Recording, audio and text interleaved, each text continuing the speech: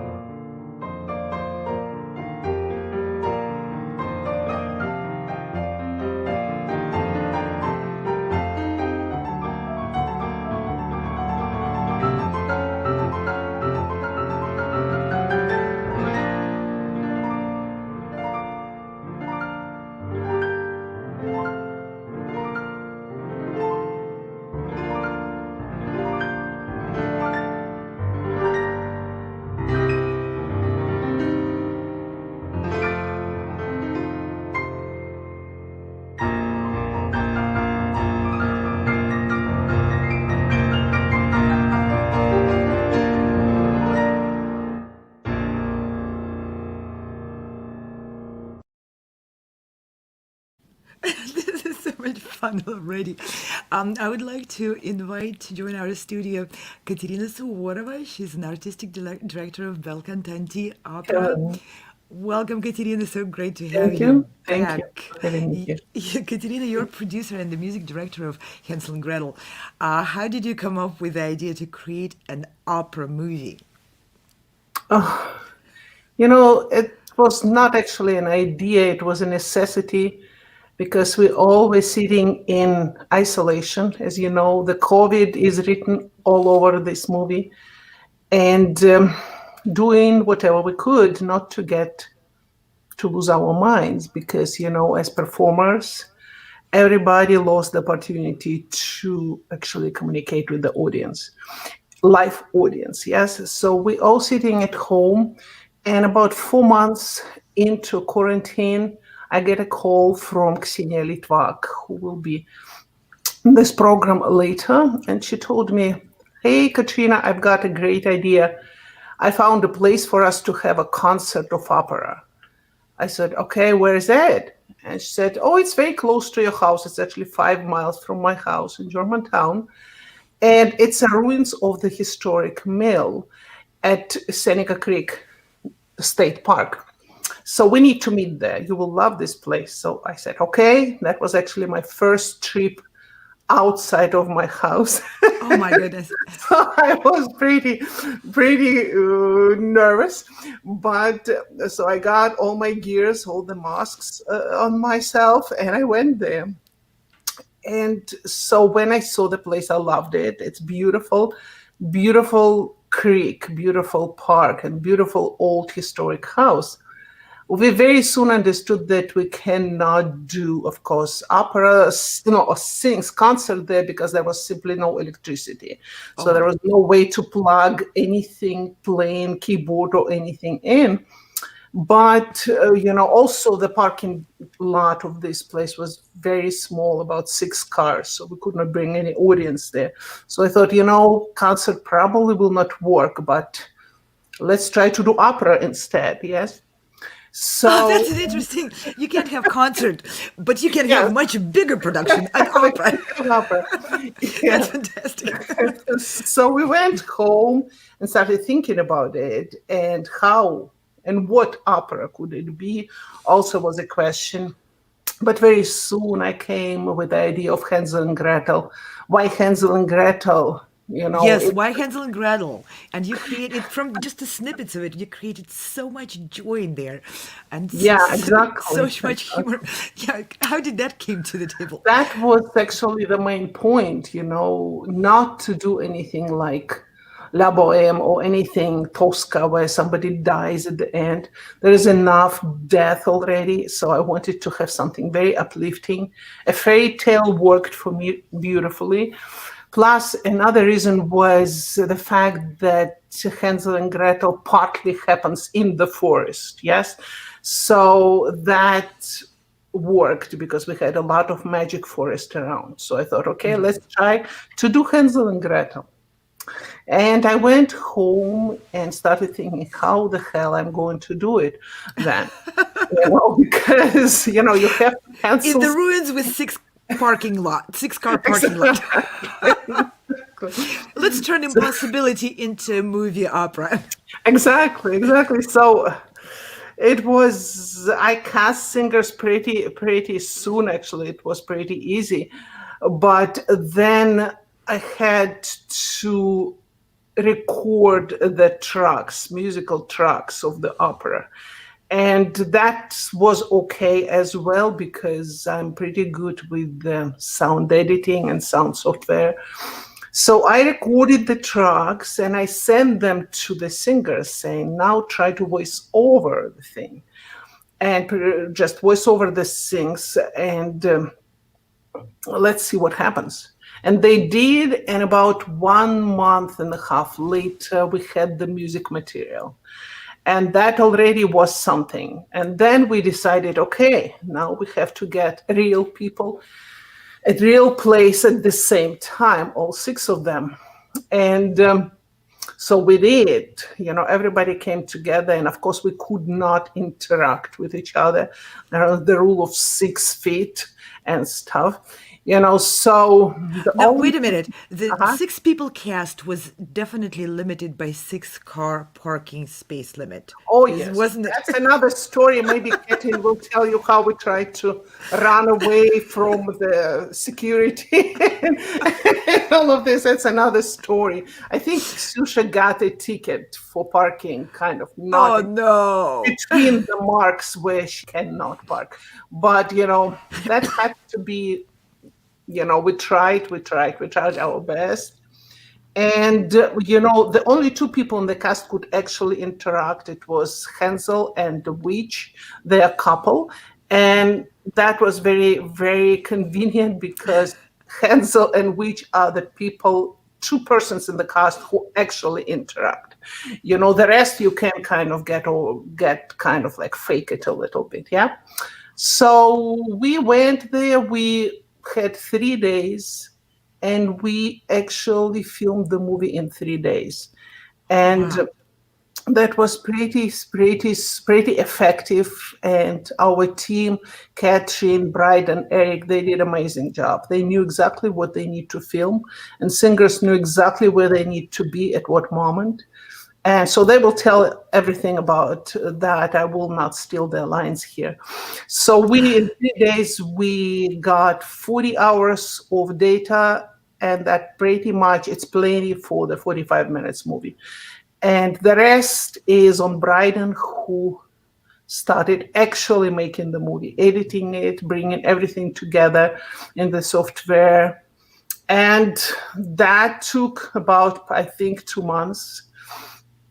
And then he toned it to me, and I tweaked it a little bit, bringing a little bit more of magic tricks there and some consistency with the music. And in the middle of January, our movie is ready. So we're ready to let it be introduced to everybody.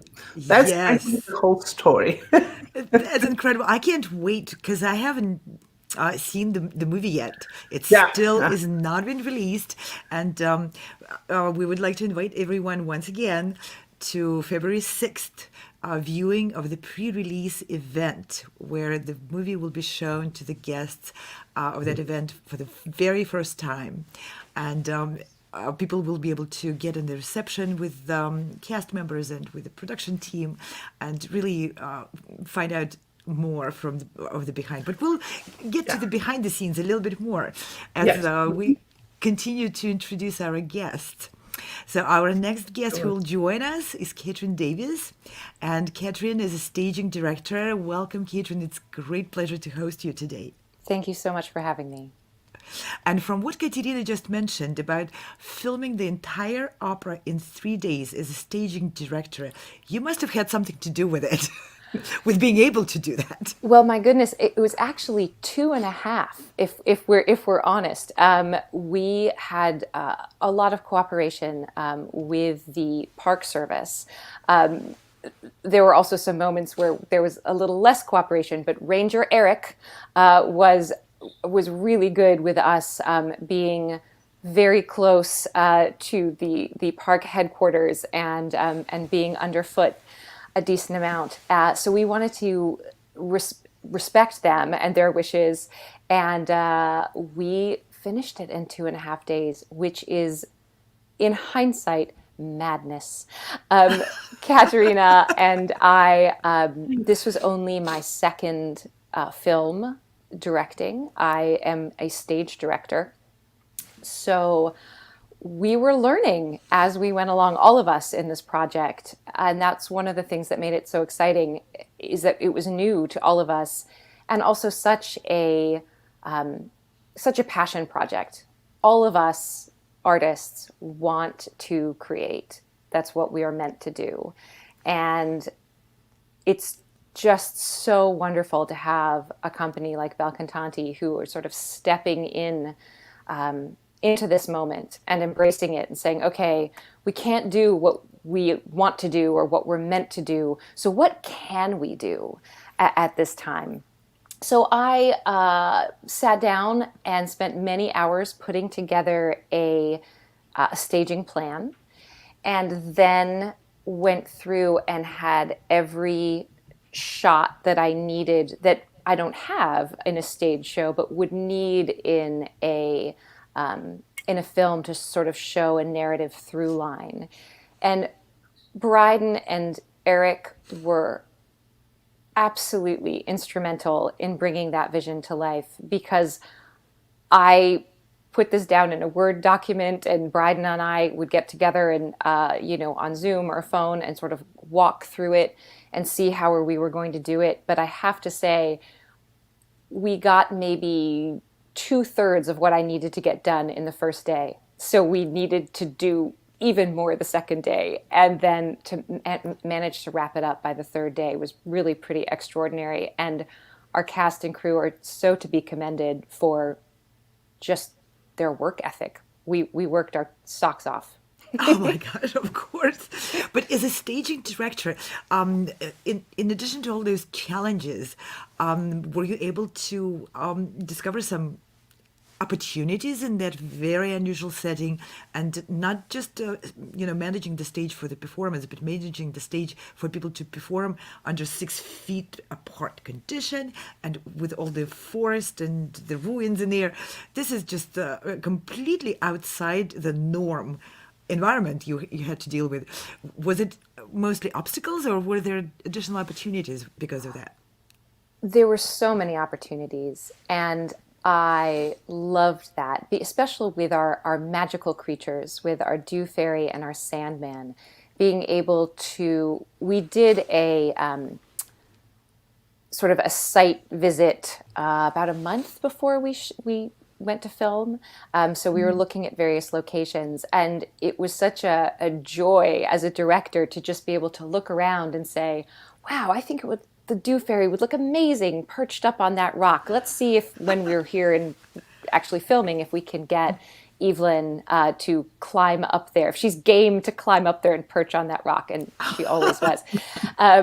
Or, oh, I think this log would be perfect for Gretel to be, sort of dancing along. So and it's such a picturesque spot. It's so beautiful, and the weather we had was just phenomenal. So we were very fortunate, and I was really able to just let my imagination run wild, saying, "Well, let's try this and let's try that." So there was a lot of joy, but there were very funny things that came up because of being outside. There, I don't think anyone's mentioned this before, but there were a lot of bugs, Anna. There were a lot of bugs, and you will see me in some of this footage going like this because I'm trying desperately to just keep an eye. And our artists, again, just soldiered on through with these bugs flying everywhere. And then Katerina actually used those bugs in the evening prayer scene, Hansel and Gretel, and you see these little things flying around, and then they become sort of the angels. It's amazing. It's amazing. Yes. Now you mentioned Evelyn Tan, who's playing the Dew Fairy in there, and we would like to see a little bit of a clip of that, which shows those incredibly creative scenes and settings where you had Dew Fairy placed. Sure. Let's watch it a little bit.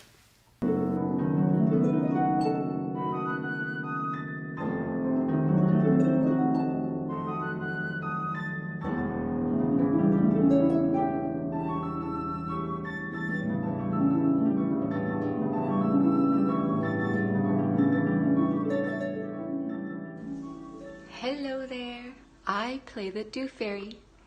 Now, many might think the Dew Fairy plays an unimportant role. However, in my humble opinion, without a Dew Fairy, there'd be no Dew Fairy. In all seriousness, Bel Cantanti's non-traditional take on my character, due to the combination of my makeup, my costume design, and the acting and musical direction, resulted in a magical Dew Fairy who embodies the wonders of nature.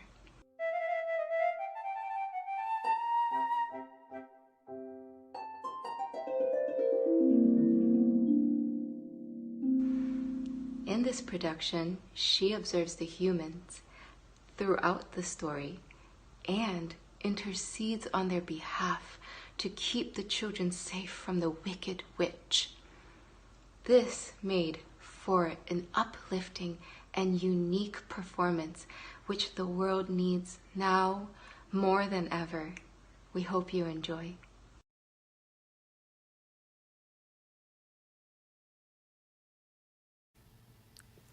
That is really magic. Pretty.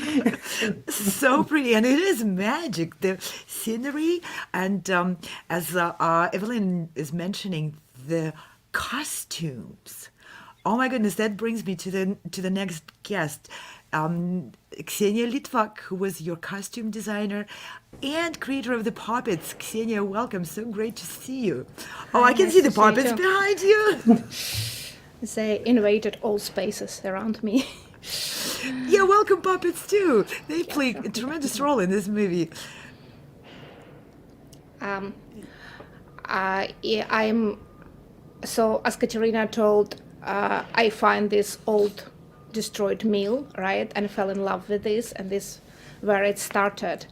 But I also think that we, first of all, Katerina is very, very creative person, and she just can't, COVID, no COVID, it's nothing will stop her for creating something.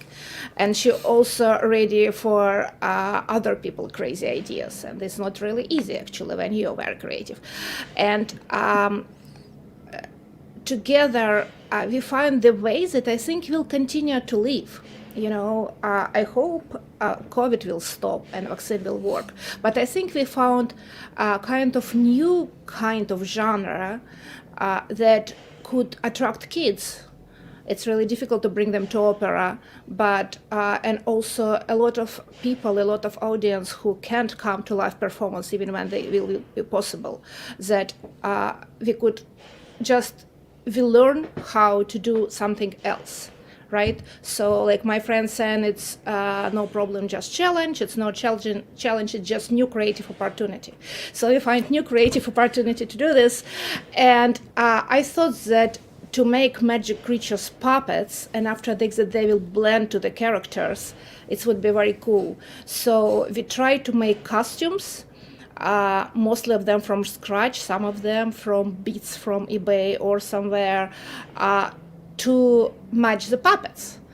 And it was Brydon's and Katerina magic actually to blend them together, and Catrin's idea when puppets supposed to be puppets and where people supposed to be people. And also our opera singers, they're really not trained like puppet operators, right, or puppet actors. So they did amazing job because it was 2.5 days, to do green screen, to perform with puppets. James, our sandman, was talking and working with puppets at the same time. It all was absolutely amazing. Also, my favorite part, I'm a puppet designer, theater artist, and I love theater since I was a little girl. This is, last week before opening, when everything come together. Actors start performing on stage, but I'm crawling around, and lighting designer changing the light, and all it's together magic. And we manage in the middle of high COVID, right? It will be like Renaissance, I believe. It will be proto-COVID, high COVID, classical COVID. It will be era. We manage to get this creative output with not just for us, for our favorite singers. All our singers were working with us before, and Catrin also made a couple shows for us. So it was team of friends and team of creative people who think similarly and who were ready to try something new and sacrifice a lot of things for this. For example, our Hansel and Witch, they lived in my friend's apartment, and they were taking care of their German Shepherd. So in the middle of the movie shooting, right, they could say, okay, we will be back like in 20 minutes because we need to take care of the dog. Dog need to pee, right? And and it's all this together, with food from Russian store, with our talks, with bugs that become magic golden sand, right? With real golden sand that I found. I'm very proud of this and still talking about this because it was biodegradable and we can't hurt the part, the bugs. In nature, right? Bugs in nature, yes, because it's part of the nature, absolutely, because it's all actually about how nature help kids to overcome some problems. And I think it's actually very actual now. And also, this is short, this is funny, this is wonderful music together with wonderful funny words and action. I think it would be great, not just for our usual members of our audience who follow us for many years, but I think it would be very cool to introduce this to kids. As an art teacher, I also work as an art teacher. I think they would be very excited to see this, and it will be very good introduction to the classical music for them, because it would be fun too, right? Not just, okay, oh my God, you again turn on this boring music. Let's listen to heavy metal, right?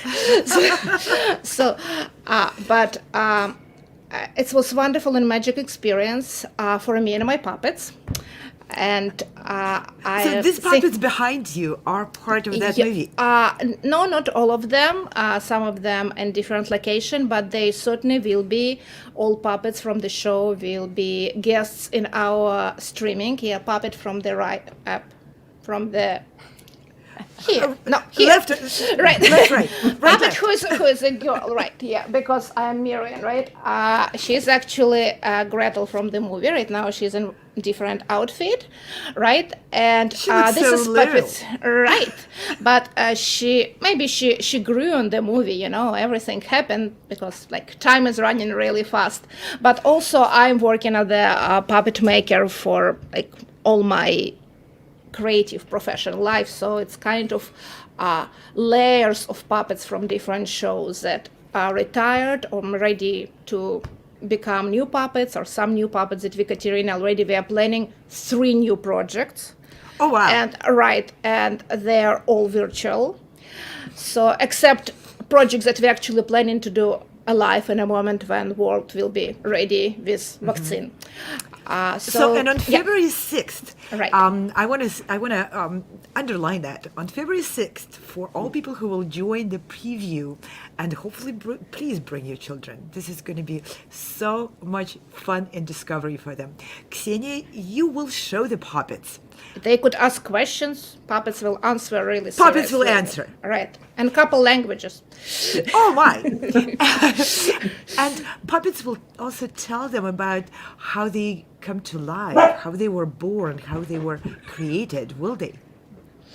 Sure, absolutely. Like, they will come about all process, like, will be 20 minutes about paper mache and 30 minutes about wooden box. No, I'm joking. Yes, puppets could answer all questions. They could show what they have inside. They could show inside their head, their brain, and everything that you want to know. Puppets will open secrets, like Katerina and Catrin opening secrets about the bugs, right? Actually, puppets alive, bugs, it's golden fairies, and what we will open just on February 6th will be a big secret that nobody else will know.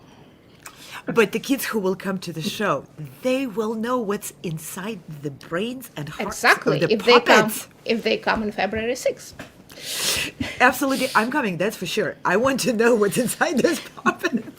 I will not tell you before February 6th, sorry. I know you won't. No, right. I know you won't. I have a strong character. Yes, absolutely not. Yeah. And that brings me also to our next guest, who we would like to ask a ton of questions about the narrations, because the text and the narrations of this opera had to be adapted for a 45-minute movie. And also, I'm not going to take the lines away from Genevieve Wall. Let's have Genevieve join us. Hi, Genevieve. Hello there. This is such a great pleasure to have you. Genevieve is a writer who actually wrote the narrations for the movie. Welcome. Thank you. Yes, Katerina and Catrin originally approached me because to make the opera into a shorter movie, it was important to abridge it a little bit, so it was more achievable to do. I know they've mentioned that 3-day time frame for filming, which was very intense. And so I worked alongside, mostly Catrin and I worked together to figure out how, when there were portions in the story that we wanted to abridge over, but we still wanted to communicate the events of what happened, we worked together to kind of come up with the tone for how we wanted to communicate it. And Hansel and Gretel, as a fairy tale, as a folk tale, has this beautiful sense of wonder and magic in the forest.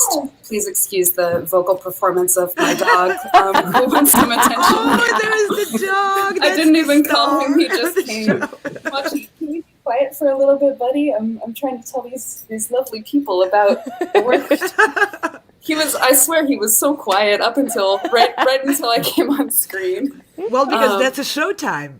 Exactly. He wants to show off. He's excited for the opera, and this is his audition. He says, Absolutely. "Please listen. I've got a beautiful voice." Singing voice. Katerina, you take him. I would vote absolutely. Well, if you ever need a canine performer, we have one here. Oh yeah. But so back to the segments. One of the lovely things about the forest in Hansel and Gretel is that it's a place of magic and wonder, of discovery, and also of danger. And so we wanted to lean into that by keeping the narrative segments in that same poetic verse, so that it blended and felt part of a cohesive whole.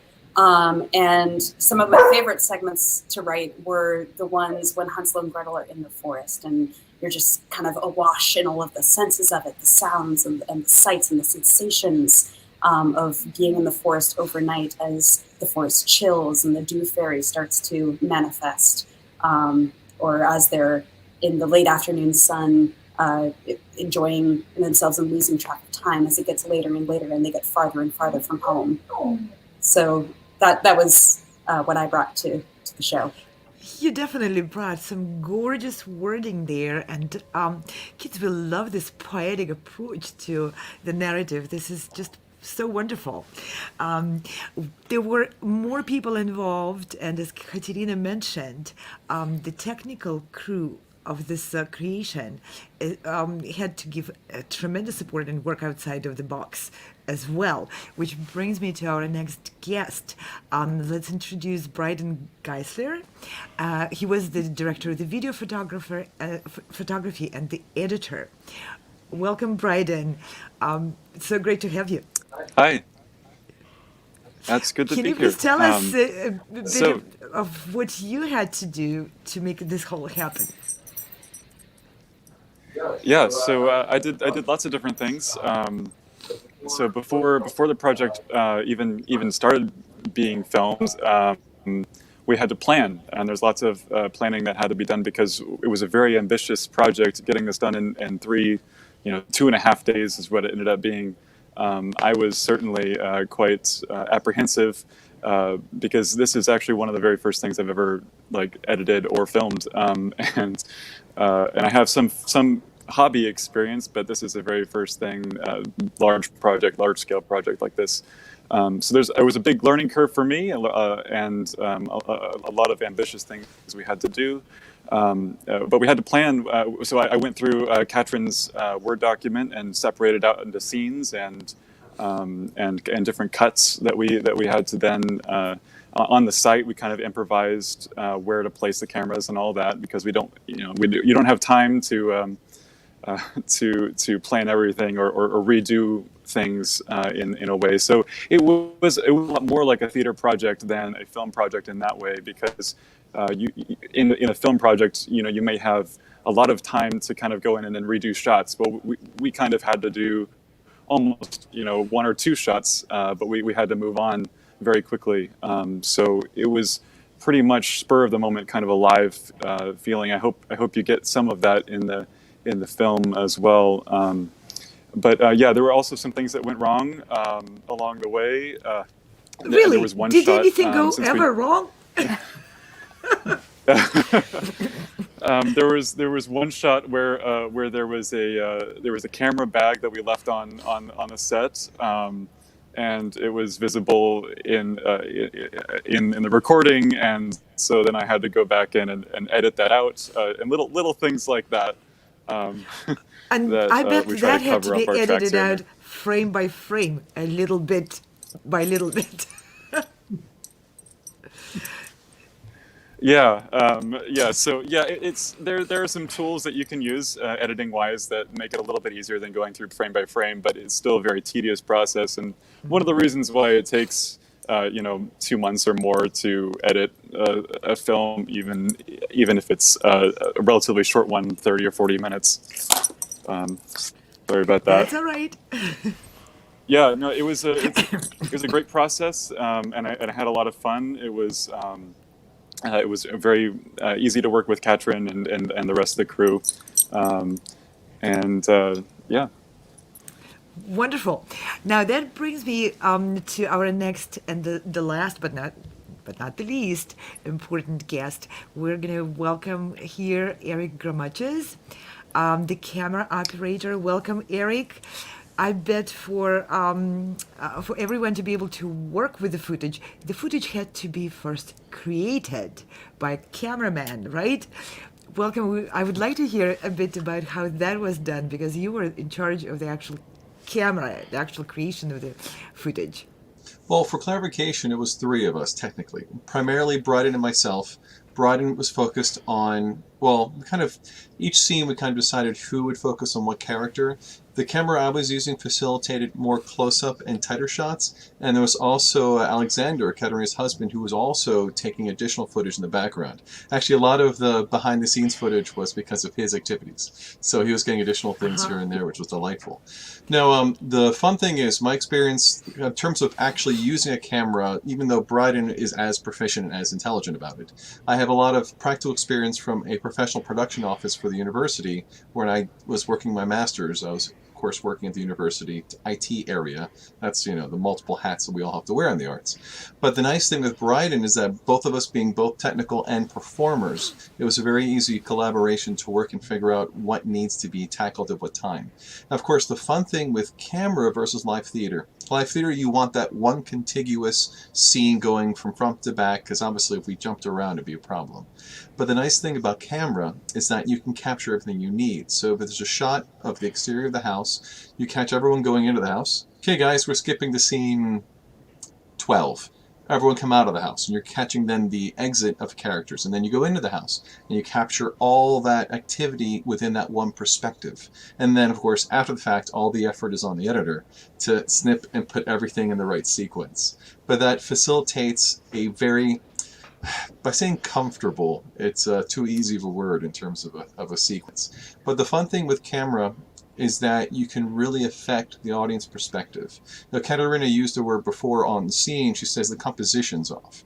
And just like with art, composition's critical. So you have to really think about how a scene feels to the audience when you're shooting it. You just can't have just a camera angle.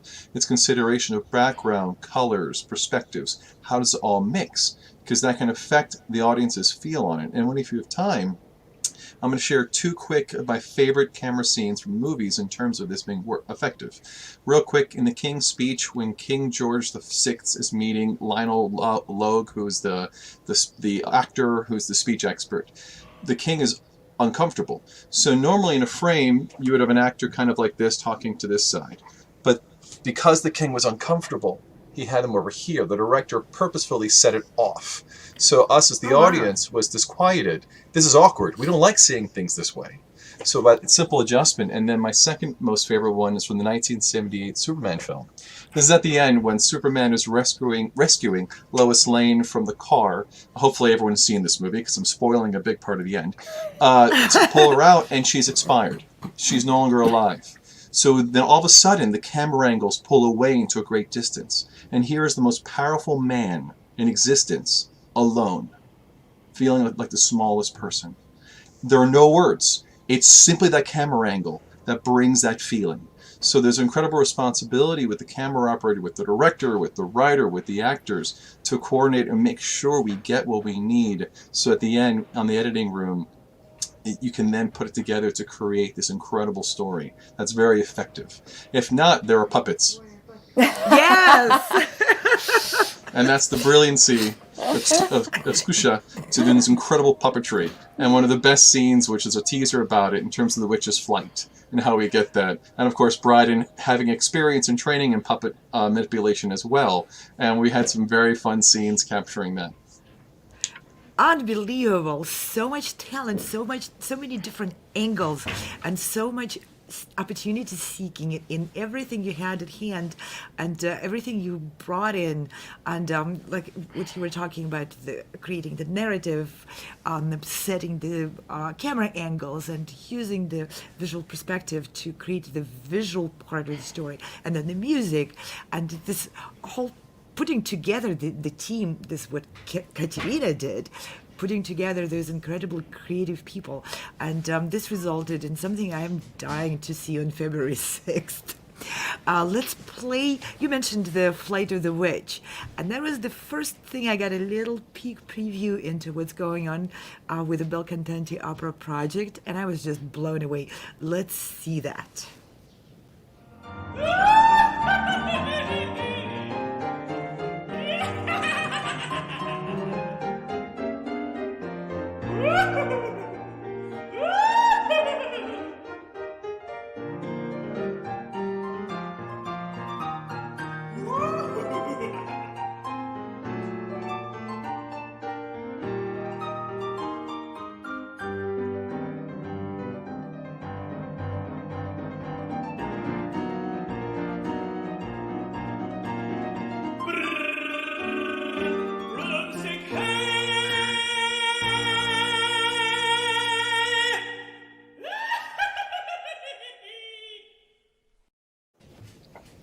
That is unbelievable, and just puts everything so much together in such a beautiful and magic way.